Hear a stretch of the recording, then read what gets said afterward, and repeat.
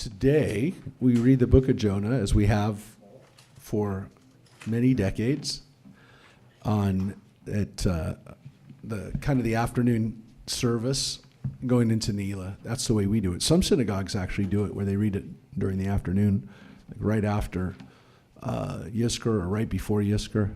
Some people do Yizkor services in the afternoon or right before the afternoon evening service.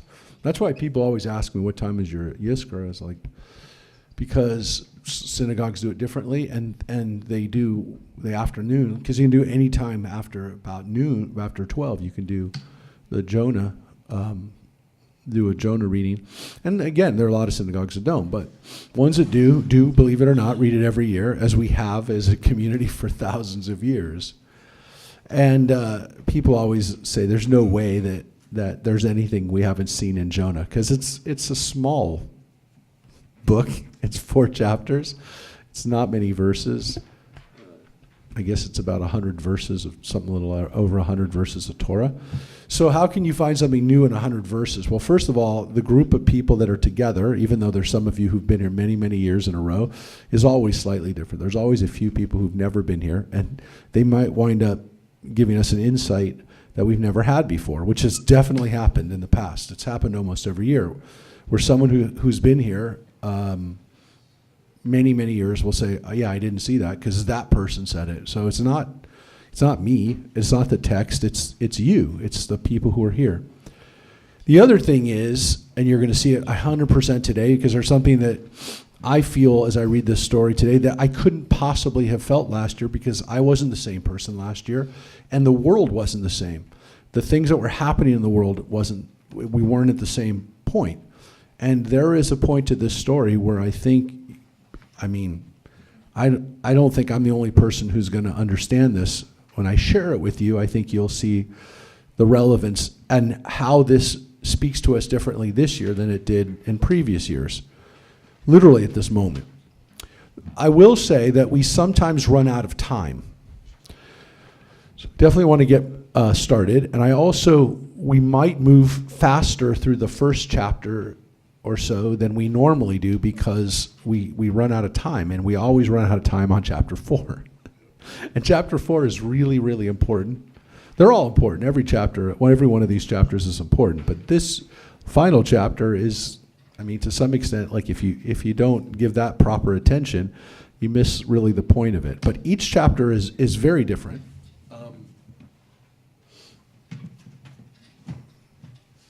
Each chapter, and I'm just going to have the Hebrew here in front of me too, because it is important to have the Hebrew translation. The English translation from the Hebrew is sometimes it's lacking only because, again, Hebrew conveys certain things in a certain way, and the words in Hebrew also will not be translated the same way in different parts of the Bible for various reasons. It's not just like a different translator decides he's going to use or she's going to use a different word.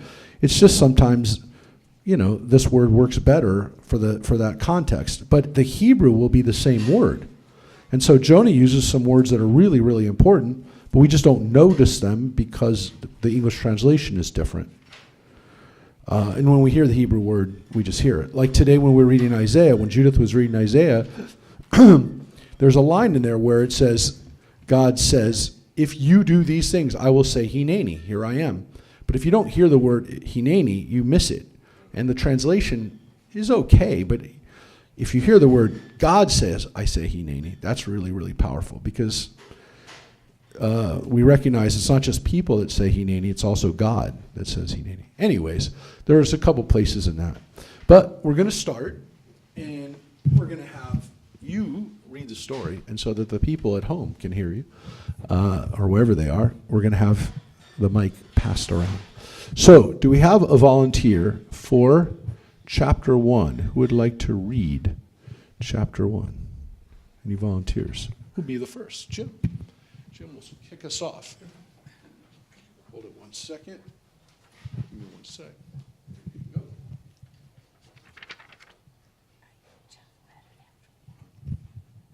go. All right, go for it. Okay. Where does it end, by the way? Oh, where will you end? I'll tell you. Okay. You start. We'll stop. Okay. We'll stop. The word of the Lord came to Jonah, son of Amittai. Go up at once to Nineveh, that great city, and proclaim judgment upon it, for their wickedness has come before me. Jonah, however, started out to flee to Tarshish from the Lord's service. He went down to Jaffa and found a ship going to Tarshish. He paid the fare and went aboard to sail with the others to Tarshish, away from the service of the Lord. All right, so pause right there. Beautiful. You have a great voice for reading Torah. Thank you. Any questions or comments? That's the opening, and that really is important because it's supposed to give us a little bit of the backstory. There is no backstory here. We don't really learn who Jonah is. We know only his father's name. We know his name, because remember, in those days they didn't have last names. So his name is Jonah ben Amittai. That's his name. That would be his name. And the name Jonah, by the way, we've said before, but probably not in a while. The name is it's the bird that we know of as a pigeon or a dove. In the fancy way, it's a dove. In the less fancy way, it's just a pigeon. It's the same bird. But of course, Jonah is one of the offerings. It's considered a offering that's fit for the temple. So it's the least expensive one, and people used to raise the dove for a offering in the temple through the temple period. We find columbarium where they would raise the dove coats, and we found them everywhere, including up on Masada. Some people say we also raise them for their fertilizer because they're good for fertilizer, and again, you can eat them when you're done with them. But that's what the name Jonah means. And of course, this Jonah is a complicated character, as we see right from the beginning, because he's very, very important, at least important enough for God to talk to him. We know he's a prophet because we read about him one other place in the Bible, in the book of Kings. So he is somebody we know of. And we know at least where Nineveh is. We're not sure where Tarshish is, where he's going to, because there's there's more than two possibilities, but the two best possibilities are this is Tarsus, which is in modern day Turkey, was one of the Greco-Roman cities on the Aegean coast, where Saul, later known as Paul, was from, or it's possible that it's today in modern day Spain, which is Tartessus, which is near Cadiz, which was a Phoenician city already by that period. So one way or the other, it's not Nineveh. It's in the opposite. It's one of the opposite directions from Nineveh. It's going in a very far direction away, and we know that. Anybody else? Any comments? Yes, John first. You just touched on my first question. Because I don't know if we actually do this, I don't know if you can show a picture or at least explain, because where Nineveh is, I know where Jaffa is, right? I understand. Nineveh's up north, correct? Yeah. Nineveh is northeast of Israel, and if this is Tarsus in Asia Minor, it's almost due north, and if it's Tartessus in Spain, it's basically as far west as you can get. And Jaffa is Tel Aviv, Jaffa. Yep. And that was also at the time not particularly a Jewish city, by the way. It was primarily a Philistine city and a Phoenician city. The Jews didn't hang out along the coast like we do today. There are a lot of Jews in Tel Aviv and Netanya and Herzliya and going all the way up to Haifa now. That's a great place to live, very desirable place to live, but not in the biblical period. That's why when we talk about where Jews live today in Israel, they are not living in the biblical homeland of Israel. The area that we would like to excavate, the area we'd like to connect to, is the area that we call Judea Samaria, that other people call the West Bank, and other people call occupied territories, and other people call place where we're not supposed to live. But that is where we lived during the biblical period, and all the way through the Talmudic period. But by this period, in this period, we were not primarily living there. So Jonah's going to a primarily non-Israelite city to go on his journey. And we know that Jonah was from the northern kingdom. So he's from the kingdom of Israel, which is pretty much north of Jerusalem, north and all the way up to Lebanon and to Syria. That's the area that he was from. We don't know exactly where he was from, because it doesn't say exactly where he's from, but we know that he prophesied and worked in the northern kingdom, which means he didn't really spend that much time in the south. He didn't spend maybe as much time in Jerusalem or those areas, and also in the area around Tel Aviv. Yes, Jim? Yeah, I just wanted to share one thought I had this morning when I was thinking about the story and why we read it every year. And it occurred to me that we start off Rosh Hashanah with the story of Abraham. Yeah. And he says, Hineni, here I am. Yeah. And Jonah says exactly the opposite of that. Yeah. He says, here I am not, and he flees. Yeah. And That's a wonderful point, and that's one that I don't know if we've made it in many, many years. That's a perfect example, Jim, of a perfect point that's not made by me. A beautiful point, which is, yes. And again, it shows you, and you'd think that maybe we would start with this story and end with Abraham if we want to teach the lesson. This is where you want to get to. You won't want to end, don't want to end like Jonah. We don't want you to go out of here like Jonah.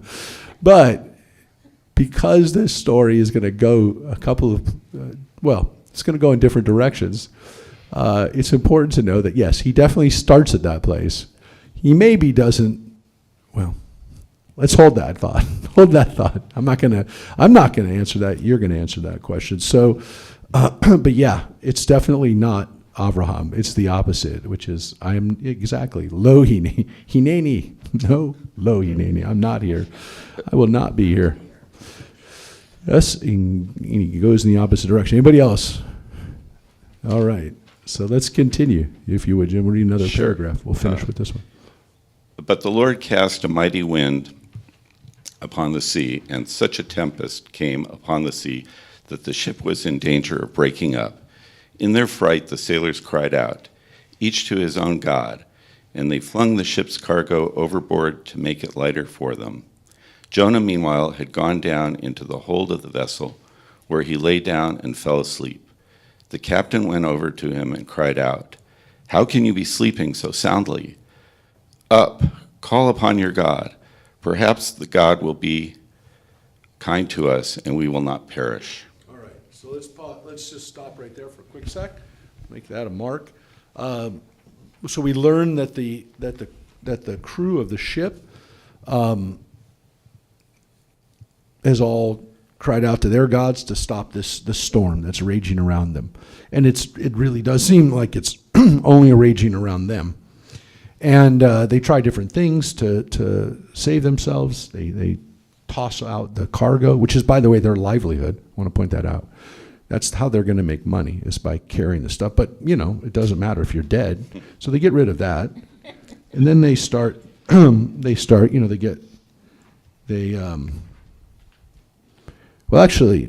cry out to their gods first, then they throw the stuff overboard, technically.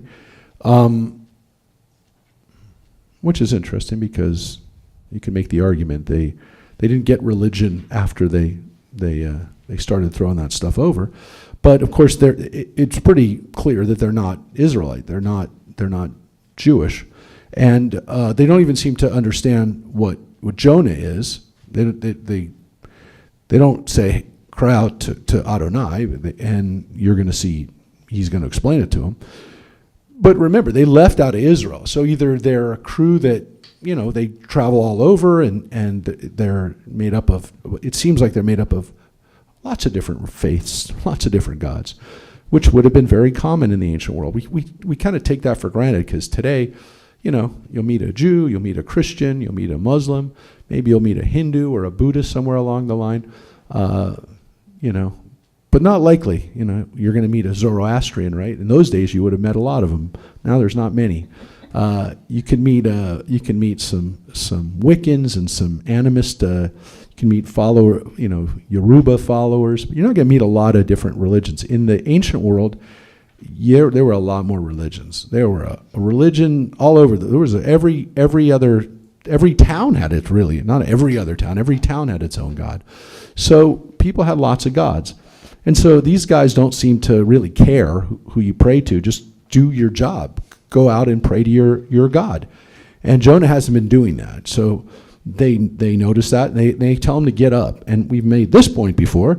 The words that you don't notice it in the English very, very easily, but when God told Jonah at the very beginning to get up, to go to Nineveh, he says, "Kum." And here, the captain says to him, "Kum," same word. So you don't quite notice it as much, that the captain of the ship is speaking the same words, said the same word as God, "Get up." So that's pretty significant. Again, something we lose a little bit in the translation. And yeah, that's maybe, again, one of the points of the story is to teach us about the people who are not Jewish. They behave better than you think, which is, again, maybe the point of this whole book. Some people feel that's why we have the book. Any questions or comments, though, up to this point about the ship is in peril right now? Yes. Well, Yeah. my other thought this morning was that I could relate to the sailors because it's Yom Kippur, so God's making his final judgment about whether to, keep us in the book of life. And they're all praying to be kept in the book of life. Jonah seems indifferent to it. Yeah. And, their imminent death is so close that they're praying with all their soul, and meanwhile he's asleep. Yeah.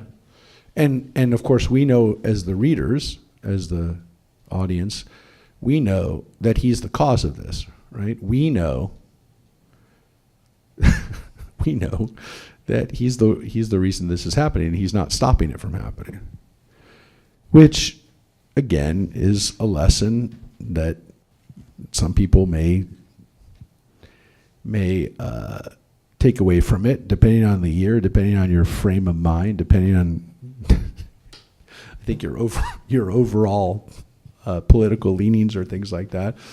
So what happens when you live in a country, or you live in a society where the people who are running the country are suicidal, right? And so when they don't make logical decisions, when they don't make rational decisions, when they don't make decisions based on science or based on fact or based on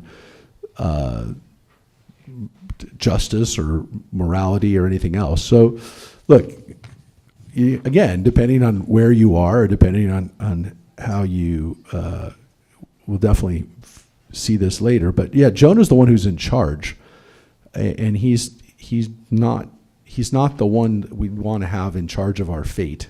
You don't want to have somebody who doesn't really care, it seems like, whether they live or die, to be in charge of your fate. Again, we'll get to this, and I think that this is highly relevant. If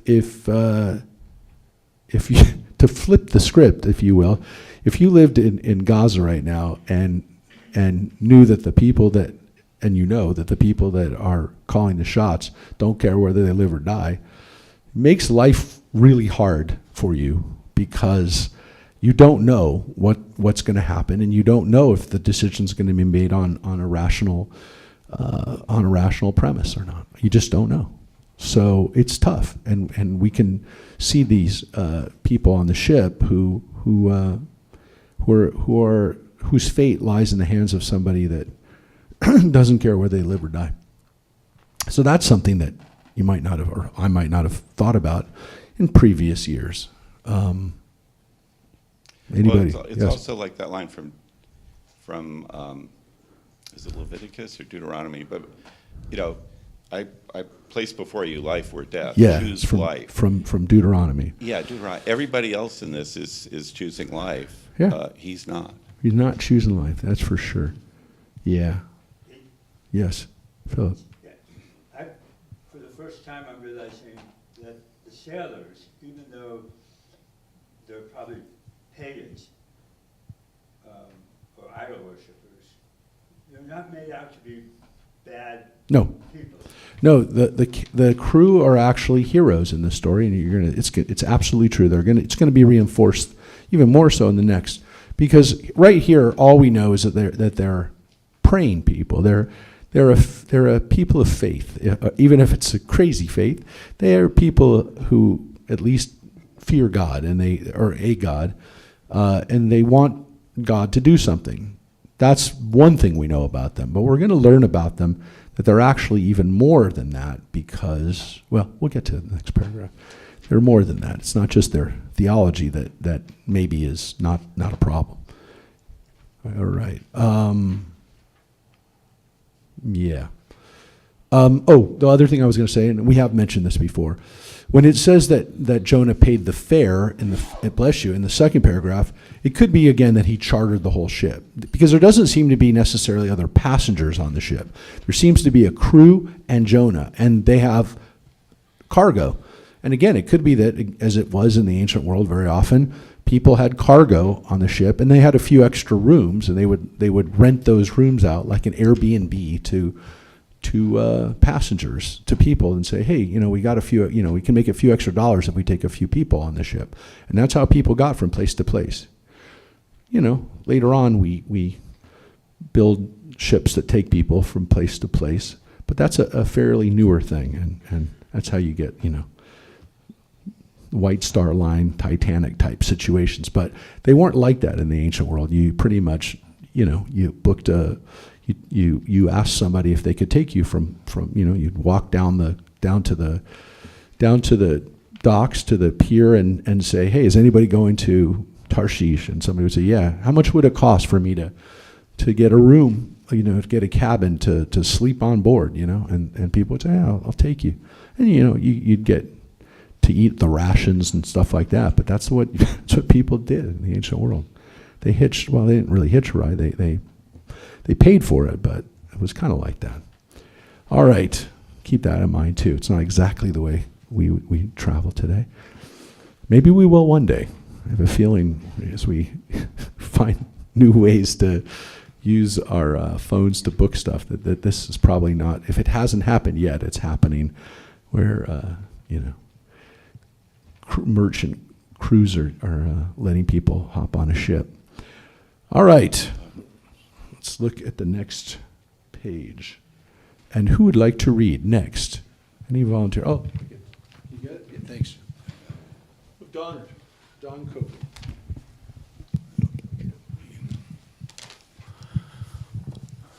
The men said to one another, let us cast lots and find out whose account this misfortune has come upon us. So they cast lots, and the lot fell on Jonah. They said to him, tell us, who have you brought this misfortune upon us? What is your business? Where have you come from? What is your country, and what people are you? I am a Hebrew, he replied. I worship the Lord, the God in heaven, who made both sea and land. The men were greatly terrified, and they asked him, what have you done? And when the men learned that he was fleeing from the service of the Lord, for so he told them, they said to him, what must we do to make the sea calm around us? For the sea was growing more and more stormy. He answered, heave me overboard, and the sea will calm down for you. For I know that this terrible storm came upon you on my account. Nevertheless, the men rowed hard to regain the shore, but they could not, for the sea was growing more and more stormy. So, yeah, that's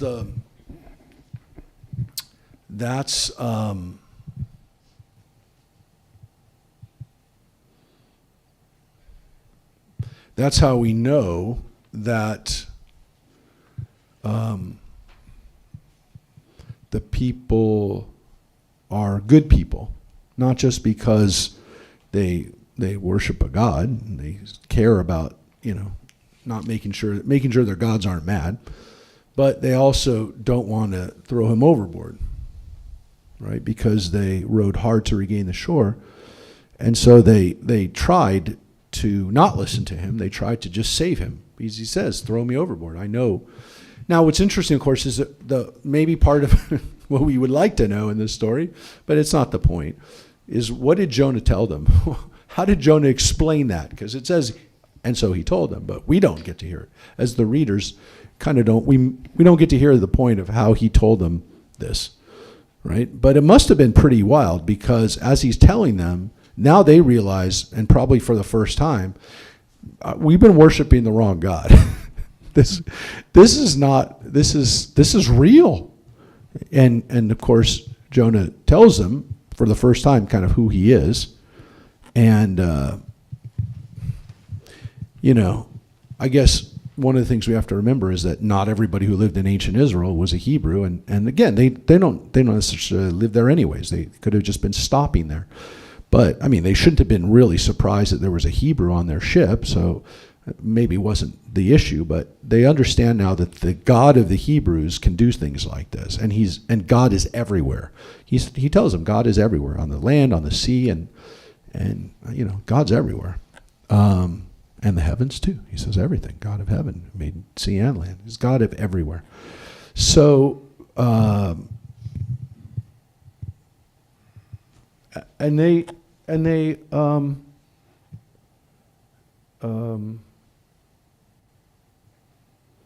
let's read the next. Let's read the next page. Keep going. Then they cried out to the Lord, "Oh, please, Lord, do not let us perish on account of this man's life. Do not hold us guilty for killing an innocent person. For you, O Lord, by your will have brought this about." And then they heaved Jonah overboard, and the sea stopped raging. So let's pause right there, because that's where we really get to see what they did, which is they then pray to God before they do what they do. And their prayer is pretty important, because look at their prayer. Do not hold us guilty of killing an innocent person. They don't just say, I'm killing a person, but I'm killing an innocent person. In their minds, they've made the judgment that he's an innocent person, or at least they say he's an innocent person. John. I think it's actually more important if you back up a few words and they say, oh, please, Lord. Yeah, oh yeah, no, they're definitely praying to our God now at this point. That's Yud Hey Vav Hey. Oh yeah, they are praying to God at this point. But you're going to see it in the next line even more so. But yes, they've found God. They found the Lord. Well, you're going to see that if they didn't convert, they definitely make a step towards that. Anybody else before we read the next part? Any part of yes, Rachel? Well, just the Oh wait. comment is- Oh, sorry, Rachel was. You said earlier that Jonah was in charge, but it doesn't seem like Jonah's in charge. God's in charge. Oh yeah, that's true. Jonah's in charge to the effect that he could stop this from happening. Correct. And then kind of with, today and everything, it's like, how many people are you going to punish if one person doesn't do what you want to be done? Oh yeah, there's that all over the place. There's that in almost every aspect of the current situation we're in right now. There are people who will say that, and that applies to a different person. Because again, the families of there are survivor families. Not every survivor family is the same. Obviously, there's some survivor families that are holding Netanyahu to blame for the fact that their families aren't home. So there are people who say that, and then there are people who say, well, if there are, and it's not one person, but let's say there's 4 or 5 Hamas leaders that are continuing this war, you say, well, yeah, but they're continuing this war, and it's not the rest of the people there. There's 4 or 5 people there in charge. So people will oftentimes say that. But I will tell you this, at the end of the day, the people who represent us and the people who are there making these decisions, for the most part, again, there's democracies and there's places that aren't democracies. But places that aren't democracies have ways of getting rid of the people who've made bad decisions. They usually are executed. They're usually rounded up and shot, by their people. But there are ways of causing a new election to happen, which is they just killed them. So it does happen. And again, people decide whether they want to have these people represent them. So, I guess I'm saying if you have enough people, if the majority of the people, the vast majority of the people don't want these things to happen, they stop them from happening, generally. Even in the U.S., we, some could argue, have a person who is throwing throwing a tantrum because they're not getting their way and everyone's not doing the one thing they want done. And in a way, some people might feel more like Jonah because they. Yeah, as I said, Yeah, everybody. It seems more like this year I feel like I'm commiserating more with Jonah than I normally do. That's interesting, because again, is Jonah the one who's responsible for it? I mean, like, we as the readers know that Jonah, is the one who's not he's not doing what he's supposed to be doing, which is why this is all happening. So we're in on that information. Very rarely do we know for a fact who's doing the right thing. We know in this case he's not doing the right thing. He's been told to do something by God. So you can't get any clearer of what you're supposed to do than that. And we're told that. I mean, we know that as the readers. Jonah knows that, by the way, too. He knows he's going against God. So that's why it's not exactly the same as the things that we're talking about in politics, how it relates and things like that. Exactly, right? Because in this case, it's very clear cut. God told you to do it, you do it. So, Yeah. this morning, we read that two of Aaron's sons. Yeah, made a died. mistake, Yes. And they're struck down. Yeah. They're just blown up. Yeah. Here, Jonah is openly defying God, and God hasn't destroyed him. Yeah, it's interesting how God doesn't usually destroy people right away. And the destruction of Aaron's sons is interesting because we didn't read that part. That's in Parshat Shmini, which is a couple of chapters earlier. But we didn't read that. Maybe we should. Well, we do. We did when we read Leviticus. But when you look at the story, there's nothing there. There's no real explanation in chapter 8 of what happens, why it happens. It just says they offered up an alien fire. That's all it says. We don't know why. I told you there's a theory that maybe they were drunk. Whatever they did, they didn't do what they were supposed to do. Now, you can make the argument that they did it, and it was done, and then they got punished. Jonah, at this point, still hasn't, until, I guess, he's dead, he can still, God told him to do something, and he can do it at any time. I guess that's the difference, is that the minute that he didn't do it, you could say God could punish him. But it seems like God doesn't do that. It doesn't seem like God punishes us the minute we do something wrong. The example of the sacrifices, it was done. Like if they were like sitting there in the room talking about it, going, well, I think we'll offer up a sacrifice that God doesn't want us to do, then you could say at that moment they still haven't done it. But once they've done it, Jonah isn't going to be responsible for doing the wrong thing fully until he just doesn't do it. Which you can make the argument, there is a time stamp on this command that we didn't get here. We get it when Jonah actually does do what he's supposed to do. But if Jonah, let's say, was told by God, you have 5 days to tell them this, and if you don't do it in 5 days, then you didn't do it, then it's over. I'm doing it in 5 days, and if you don't give him a chance, then that's over. Then you could say that once Jonah does that, then he should be punished. But up until that moment, he hasn't done it yet. He hasn't broken it yet. I mean, it's kind of weird because we're watching Jonah fall apart, but hold on to that. I mean, it's an interesting point that God sometimes destroys. But to me, that's actually the point I want to get to. And by the way, this is a perfect example. We're going to have no time for chapter 4. But anyways, keep going. Yes, thanks. Well, and you were comparing this to Aaron's sons, but I thought I read a little bit ahead in the passage that we didn't read fully this morning, that, and it might be the warning to Aaron, but wasn't Aaron's sons like they came before God in like where the tablets were, Yeah, where the ark is. Where the ark is. His presence, and Yeah. so that's kind of like Raiders of the Lost. Yes, God, exactly. just kind of- Yes. It's impossible. It's a very good point. It's impossible to think of Nadav and Avihu without thinking of whatever the Belgian archaeologist, the one who blows up and melts. It's impossible to read that story of Aaron's sons without thinking of that image of the ark opening up. But yes, you're absolutely right. Once you're in the presence of God, once you're there, you screw up and it's all over. So this is a total Yeah. This is but Philip's point is interesting because like when you do something that like when is it the point where you've crossed the threshold? But yes, I would argue the same thing as you said, which is once you're in the presence of God and you're supposed to do something and you don't do it and it's done, then you've screwed up. And then you could argue God blew them up because they had done it, and God sending a message, don't do it again. But yes, until Jonah has really come back, he hasn't hit the point of no return yet, which is, I guess, that's literally what we're talking about, the point of no return. As long as you haven't hit that point of no return, then you can still do teshuvah. That's what teshuvah means, to return.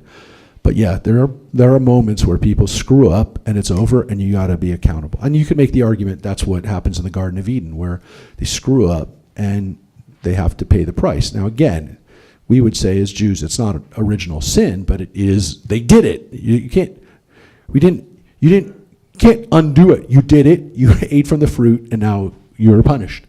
And there are punishments. And again, you can make the argument, why don't they get killed? Well, if they get killed, then we're not here. But there are things that we do for God, in front of God, to God, that their punishment is death by God. And that was definitely, today's Achrei Mot was about one of those instances where God struck them down. All right. So, they prayed to God. And then the next line, Don, continue. Sure. I just want to comment, though. It's interesting. You brought up the point about Abraham. Well, Abraham, was willing to sacrifice his son. He knew the implications, but he had faith in God, and that's why he did it. In this case, these sailors, these pagans call them that, if they weren't yet worshiping God. Now they have evidence. Hey, they heaved Jonah overboard, and now the sea immediately stops raging. So. And then what do? Don, read what they did. Well, they started. No, read it. Read it. Actually, read it. Yeah, the men feared the Lord greatly. They offered a sacrifice to the Lord, and they made vows. Yes, and that's why, again, we know for a fact that if they don't become Jewish forever, they become Jewish in this moment. They worship God, they offer sacrifices, they do all the things that you're supposed to do, and they have now, in this moment, they did that. And the rabbis who commented on this in the Midrash say 100% they became Jewish. Not only did they start worshiping God, they didn't have rabbis in those days, but they became scribes and they became teachers, and the rabbis believed that we and they were descendants of those people. They believed that they were literally descendants of these people. It just shows you that, we don't care where somebody comes from, their ethnicity. As long as they're doing the right thing and as long as they attach themselves to God, it doesn't matter. And so that's, again, maybe one of the most important points, if not the point of the book of Jonah, is that this is a lesson for Jews to be accepting of their Gentile colleagues, neighbors, friends, who they might have said, well, you're not Jewish. And the reason we know that this was an issue is because we read about it in the book of Ezra. Those who come to Tuesday morning know that we just read a couple weeks ago that Ezra, who is the scribe and the Kohen, the priest who leads us back from the Babylonian exile, makes the Jewish guys that are coming back with him divorce their Gentile wives when they come back into the land of Israel. So there was a movement within the Jewish community that had returned from exile to completely separate from the pagans. This book seems to be telling us the opposite, and we know that the people who wrote this, or we believe, I should say, the evidence is written by the people who lived at the same time. So some people say this is a polemic against that type of idea, that we need to separate from those people. And so this is the counter argument to Ezra and his group of people. We don't know for sure, but it's right around the same time, and it seems to be telling us a slightly different message, that at least they have the potential of doing the right thing, so why would we separate from them? Again, it could also be that these people were not necessarily married to people who were believing in God, and that was Ezra's concern, but that's, we don't know. We don't know for sure. But now we come to the most famous part of the story, which is literally 2 lines. And clearly not the point of the story, but it's the part of the story that everybody remembers because it's so dramatic, it's so crazy, it's so fun that everybody wants to talk about this part. Don. Right. So the Lord provided a huge fish to swallow Jonah, and Jonah remained in the fish's belly 3 days and 3 nights. Jonah prayed to the Lord his God from the belly of the fish. He said, "In my trouble I called to the Lord, and he answered me. From the belly of Sheol I cried out, and you heard my voice. You cast me into the depths, into the heart of the sea. The floods engulfed me. All your breakers and billows swept over me. I thought I was driven away out of your sight. Would I ever again gaze again on your holy temple? The waters closed in over me. The deep engulfed me. Weeds twined around my head." Why 3 days and 3 nights? Well, wait, we'll get to that. I promise. We'll come back to it. Keep going. Okay. Let's see. Whoops. Where do I we sing. start? I sank to the base. Yeah, at the top. I sank to the base of the mountains. The bars of the earth closed upon me forever. Yet you brought my life up from the pit, O Lord my God. When my life was ebbing away, I called to the Lord. Oops, forget page 2. Mind, and my prayer came before you into your holy temple. They who cling to the empty folly forsake their own welfare, but I, with loud thanksgiving, will sacrifice to you. What I have vowed I will perform. Deliverance is the Lord's. Okay, stop right there. Pause right there. So that is chapter 1, and believe it or not, besides one line, that is chapter 2. Chapter 2 is all that prayer. That's it. It's basically 12 verses of Jonah's prayer. We believe that Jonah's prayer was the oldest part of this and maybe written by somebody different, maybe written by Jonah, maybe Jonah's text that everything else was written around, partly because it doesn't seem, well, first of all, it's written in a different style. It's a first person testimony, if you will. It's his words. And it seems a little different. It seems to be talking slightly different, by the way. It seems like somebody's actually in the water, not in a fish inside, surrounded by the water. It doesn't seem like it has that feeling. And it also seems to have this idea that Jonah vowed to do something that he didn't do, which it doesn't ever say that Jonah said he was going to do this. Now, you can make the argument it's Jonah's vow to be a good prophet, that he's going to do what God tells him to do in those kinds of situations. But this is definitely, seems like a slightly different mentality than what we just read around it. But it's definitely somebody who feels like they're falling and that they're sinking and that they're distant from God. And it also seems that this person also, and again, it can make sense if it's Jonah, doesn't like people who cling to empty folly, right? You can make the argument that he's talking about pagans or people who are not believing in God in that moment, in that line. But he, of course, in the end, he says, or again, you could make the argument, he's talking about himself when he says the people who cling to empty folly. But he definitely wants to be there. Again, there's a lot of things in there that, people are saying, well, this doesn't seem like it's written by the guy who we're reading about. But one of the other keys there, too, is that the guy talks about being in the holy temple. And if the guy's a northern prophet, why does he care about the temple? I mean, there's these kinds of things in there that people are saying they're like, what doesn't quite make sense. But the point is that Jonah's prayer, well, we're going to read because we haven't read the next line, it's good. It's a good prayer. It's a prayer that gets him out of the situation he's in. I mean, he's definitely seen as a repentant prayer. But wait a second. So Randy, though, you said something. Yeah, I asked why only 3 days and 3 nights? Why only 3 days and 3 nights? Well, yeah. Well, wait, you want more? We're used to everything being 8 days. Or 7 days? Yeah. Well, 3 days is a long time to be inside a fish. I mean, it's long enough for me. I don't like, I never, even when I was not a vegetarian, I didn't really like fish. I don't think I'd like to be inside. There's actually an interesting midrash, which is that he didn't care at first.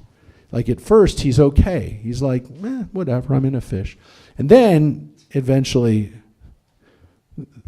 well, there's a midrash that even goes so far as that the first fish was too big and too comfortable. So God spit him into another fish. The one fish, when he got spit into another fish, and then that fish was not so comfortable. That fish was filled with roe, with fish egg, with caviar. And then he wanted to be, because these are fish, by the way, these are not whales. Just want to make it very clear. It's not a whale. It does not say a whale. I know you all saw the whale. You saw it in Pinocchio. You know that there's a whale that swallows people. It's not what it says. It says a fish. And again, depending on your imagination, it's a very snug fish or it's a huge fish. But the rabbis had this imagination too, and they said that maybe the first fish was too comfortable. And he didn't care.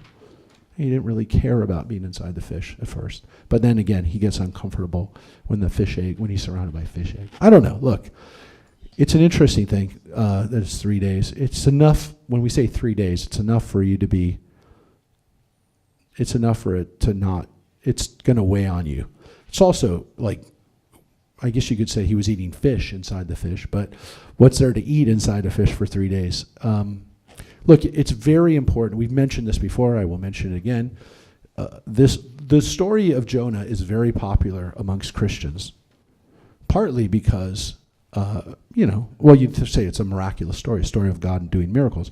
But it's also, one of the reasons why it appears so much in Christian art is because Jesus is also gone for 3 days before resurrection. So the Christians looked at that story and said, oh, Jonah's the story of like Jesus, just like the story of the binding of Isaac is such a popular story amongst Christian artists and Christian mentality, because just as Isaac, is almost sacrificed, Jesus is finally sacrificed. So those pieces, interestingly, ones, as Jim pointed out, that we begin and end the holidays with, are very big for us, but they were also very big for Christians because they believe that those stories prefigure Jesus.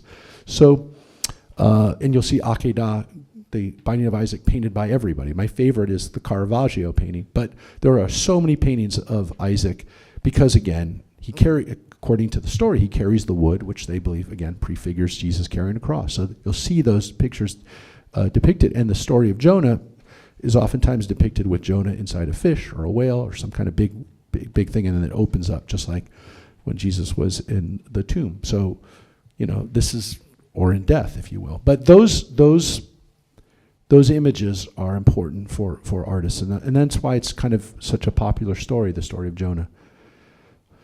But yeah, to me, it's 3 days is enough. I mean, I don't know. I guess not for you. Randy's looking for a longer vacation. No, I don't. No, care I to know. be in a fish either, but I'm just wondering If it's it is somewhat symbolic. The 3 days is also a symbolic period, but not. You're right. Not as long as some of the other symbolic periods. Yes. Would it be possible that he cast him there for 3 days, 3 days, 3 nights, and then God basically knew how uncomfortable he was, and that's, in other words, that was the end of it? In other words, we're assuming that the 3 days, 3 nights, I think that passage by itself just tells the whole story. He was there for 3 days, 3 nights. Now we'll go to the next, what was going on during those 3 days and 3 nights. Yeah, and one can make the argument that keep that in mind, how much time is passing, because we'll see it come back in this next chapter. The last line. deliverance is the Lord's. Yeah, we'll read. Don will read a little bit more, and then we'll pass on the reading. Somebody else will read. But yeah, this is the end of chapter 2 and beginning of chapter 3. So you see exactly what I said. We had even less time for chapters 3 and 4 than we had last. So I should never have said that, because all I did was guarantee that we're going to be even more rushed for chapter 3 and 4. I don't know. You never know. It just happened. Okay. Okay. And none of this stuff we ever talked about. Some. Very, very. Let's see, starting from where? I actually can move down. So the Lord commanded, right there. The Lord commanded. Okay. Whoops.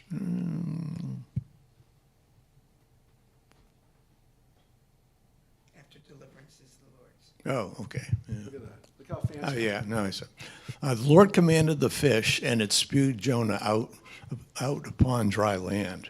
The word of the Lord came to Jonah a second time. Go at once to Nineveh, that great city, and proclaim to it what I tell you. Jonah went at once to Nineveh in accordance with the Lord's command. Nineveh was an enormously large city, a 3 days walk across. Jonah started out and made his way into the city the distance of one's walk, and proclaimed, 40 days more, and Nineveh shall be overthrown. The people of Nineveh believed God. Yeah, and so that's the beginning of chapter 3. 3 days walk. It shows you how big Nineveh is. Nineveh was at that time, during this period, one of the biggest cities of the world. It was the capital of the Assyrian Empire, the first empire that we know of in the world. I mean, that's what most people, historians, will claim. If you go to I know there's people who are going to say, well, it's Western-centric history, whatever, but it's fair to say that Nineveh was the capital of the first great empire. And by that we mean an empire that conquers other countries for the sake of nothing other than conquering other countries. They want to be a bigger empire, and they did it. So these are the enemies of Israel. They eventually will conquer northern Israel, and they will carry Jonah's family into exile. So these are definitely our enemies. It's an enormous and very powerful entity. And Jonah's big prophecy against them, right, is 5 words. All he has to do is say 5 words. In Hebrew. In English, it's 8 words. And it works. Very short prophecy. But it works. And he's one of the only prophets that people listen to, and he's one of the only prophets that actually gets his job done, which seems a bit suspicious. Yeah, and it's another example, of course, of Gentiles doing the right thing, listening to God. But we're going to finish up the chapter, or this chapter 3, and then into chapter 4. Who would like to read next? We'd like to have our new Glory. Don, if you can get that back to Glory. Thanks. So, thank you, Glory. Are we at they proclaimed a fast? Yep. They proclaimed a fast, and great and small alike put on sackcloth. When the news reached the king of Nineveh, he rose from his throne, took off his robe, put on a sackcloth, and sat in ashes. And he had the word cried through Nineveh. By decree of the king and his nobles, no man or beast of flock or herd shall taste anything. They shall not graze, and they shall not drink water. They shall be covered with sackcloth, man and beast, and shall cry mightily to God. Let everyone turn back from his evil ways and from the injustice of which he is guilty. Who knows but that God may turn and relent? He may turn back from his wrath, so that we do not perish. God saw what they did, how they were turning back from their evil ways, and God renounced the punishment he had planned to bring upon them and did not carry it out. This displeased Jonah greatly, and he was grieved. He prayed to the Lord, saying, "O Lord, isn't this just what I said when I was still in my own country?" Yeah. Well, we didn't know. God knew that because God knows what Jonah's thinking. So, Jonah just told us why he didn't want to do it in the first place. He didn't want to have the people of Nineveh spared. That's why he didn't want to go. Now, I don't know if he knew that the people of Nineveh would relent. I don't know how he would know that, but they do, which doesn't seem to be, the story doesn't seem to be rational in the sense like, is this a dream? Which is why some people say, rabbinic sources that wrote 2,000 years ago who believed this was the word of God said, this is a dream. No group of people like the Ninevites are going to do this. And you notice, by the way, that the people started doing it and then the king followed, right? That's important. It was started by the people and then the king, ratifies it, but he hears it from the people, and then he says it's going to be the rule. But it worked. It says God didn't do it. And then we have, of course, the point of the story isn't whether it happened or not, or whether it's a dream or not, because the point of the story is to get us to this line right here, I think, which is it displeased Jonah greatly. Because Jonah is a person who, like us, wants to see bad people get punished. And he especially didn't like these people, because either he knew, because he'd already seen what the Ninevites had done to us by then, or he knew, because he's a prophet, what the Ninevites are going to do to us. And he knows that if these people aren't stopped, they're going to kill us. So again, some people say this is like somebody going to 1934. It's another little Raiders of the Lost Ark reference. That, when you go to Germany in 1935 or 37, 38, and have a chance to kill Hitler, do you stop? I mean, why would you give them a chance to repent? First of all, you'd say, well, that ain't going to happen. But would you do that, knowing what was going to happen? So, and that's what you're supposed to take away from this, because the people who wrote this wrote it after the Assyrians had already done what they had done. I mean, that's the common understanding of every biblical scholar is this is written after the Assyrians had done what they had done. The people who read this knew what the Assyrians had done. So they knew, and it was just as bad in their minds as what we've seen the Nazis do. This was exactly the same type of situation, except it's a massacre, and it's also the end of Jewish sovereignty in the north, in the northern kingdom. And we have pictures of it, by the way. I've told you this before. If you go to the British Museum, it's actually shut down right now, this area, the Assyrian area. I told you I was there in August. I always go there when I'm in London. I try to go to the British Museum to see the Nineveh, the tablets and the walls from there. And you can actually see Jews that literally have been, I mean, you'd say crucified, but they've been placed on sticks. It's horrible. It's graphic imagery. And Jonah either knew that this was going to happen, or the people who wrote this story knew that those pictures were going to happen. So if you want to see what Jewish people look like, then you can. You can also see what genocide against Jews looks like 2,500 years ago, and it's in the British Museum. So this is what's happening here. And Jonah does what most people would do, what I would do, which is say to God, why did you stop this from happening? We're going to finish up a little bit. We're going to rush through this. As you can see, we're about to start. But continue to read, Lori. That is why I fled beforehand to Tarshish, for I know that you are a compassionate and gracious God, slow to anger, abounding in kindness, renouncing punishment. Please, Lord, take my life, for I would rather die than live. The Lord replied, are you that deeply grieved? Now Jonah had left the city and found a place east of the city. He made a booth there and sat under it in the shade until he should see what happened to the city. The Lord God provided a gourd, which grew up over Jonah to provide shade for his head and save him from discomfort. Jonah was very happy about the plant, but the next day at dawn, God provided a worm which attacked the plant so that it withered. And when the sun rose, God provided a sultry east wind. The sun beat down on Jonah's head, and he became faint. He begged for death, saying, I would rather die than live. Then God said to Jonah, are you so deeply grieved about the plant? Yes, he replied, so deeply that I want to die. Then the Lord said, you cared about the plant which you did not work for and which you did not grow, which appeared overnight and perished overnight. And should not I care about Nineveh, that great city in which there are more than 120,000 persons who do not yet know their right hand from their left, and many beasts as well? Yeah, and I mentioned this before. In the JPS translation, the translation that we're reading right now, it ends in an exclamation. In many of the other Bibles that people can have, it ends in a question mark. Now, we don't have punctuation in Hebrew, so we don't know how it ends.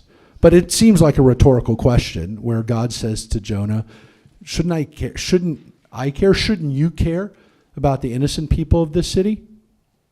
Now, we don't get Jonah's response, which is why it can be a question. It could be a question mark. But it's not really a question. It's a rhetorical question. It doesn't, you don't have to answer it, but maybe we do. Because the story is clearly about Jonah. It's clearly not about Nineveh and the captain and the crew and all that. They're all the foil. They're all kind of just there as characters, because it's really, of course, about Jonah and God, but it's left with Jonah. And of course, Jonah is us. There's no question that the reason why this can end in a question mark or an exclamation is because it's directed to you and I. And so I thought about this, and again, to the point that you made, that this is, Jim made a wonderful point, that we begin Rosh Hashanah with, and again, rushing through. We had even less time, way less time, not even close to less time to really deal with the last chapter. But he made this wonderful point that we begin Rosh Hashanah with a man named Abraham who says, Hineni, here I am. And we get to Jonah at the end who says, Lo Hineni. Now, of course, he changed that. He said, I am here, I'll do it. And then, of course, it ends here, which is he says, this is why I said no. And we don't really know how it ends, because we don't know what happens to Jonah. We don't know whether he ever leaves.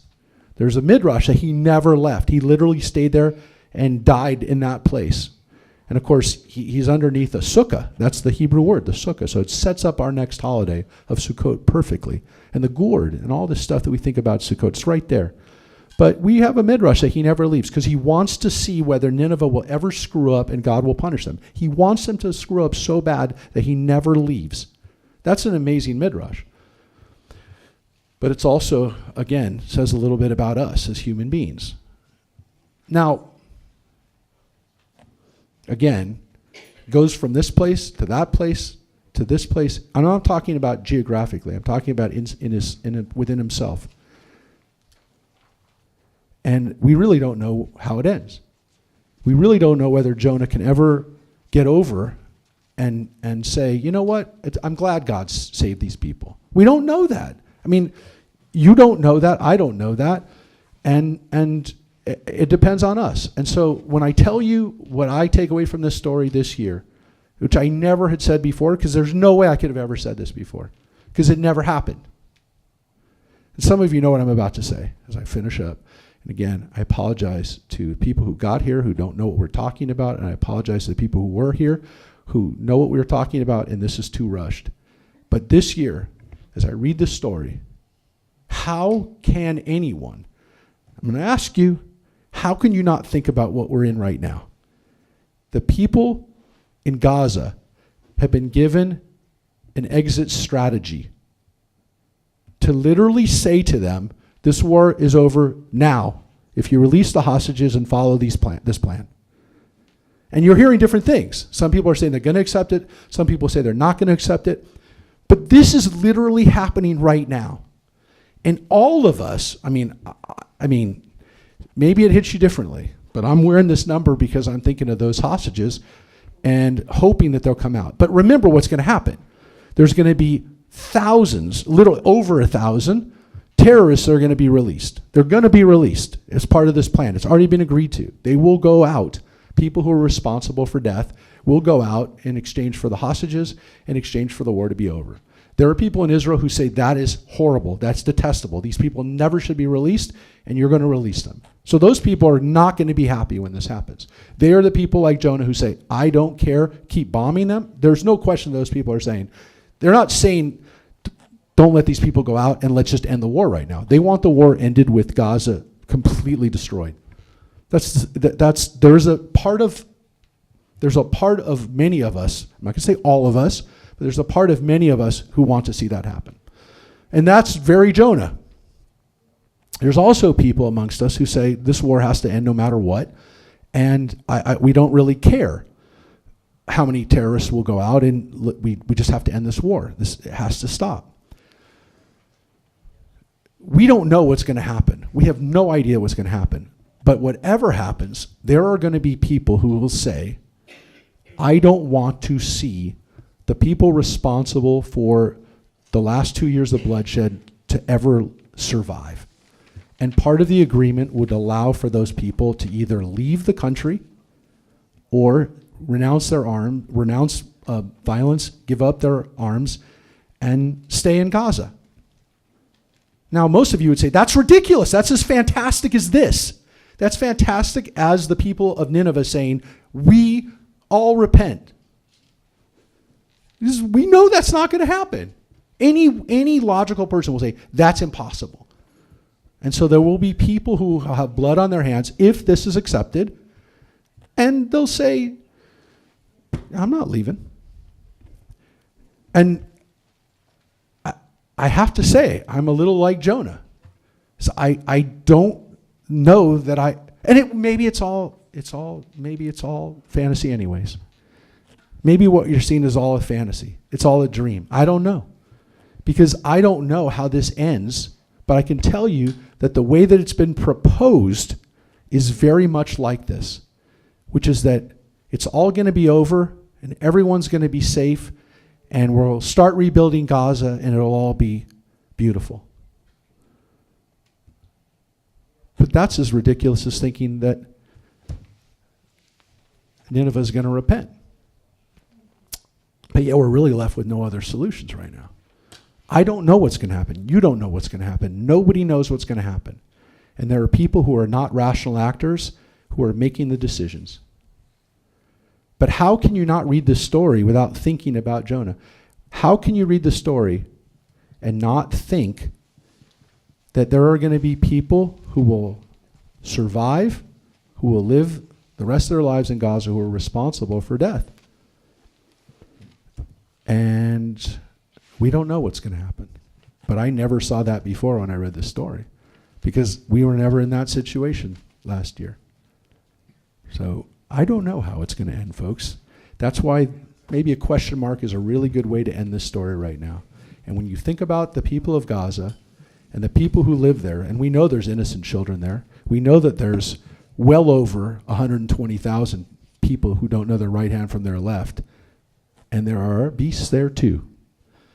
Just think about that, folks. That never, ever happened in the previous years that we've been reading that story. I mean, the last 2 years, last year we read this story and this war was going on, but we weren't in this position right here. Do the leaders of Gaza today repent? No. I don't know. Do we want them to repent? I don't know. A lot of questions, and that's why it's not just rhetorical this year, folks. So I apologize for everybody who did not get to be part of the amazing discussion we had today of Jonah. I want to thank the people who read, and I want to thank, again, the fact that we have this opportunity to study is something that we do, again, every Tuesday morning at 9 a.m. and every Wednesday evening we have a chance to study now too. At 7 o'clock for the Jewish Journey. So I thank everybody for being here and for being a part of the discussion today. And we're going to finish up Ne'ilah today.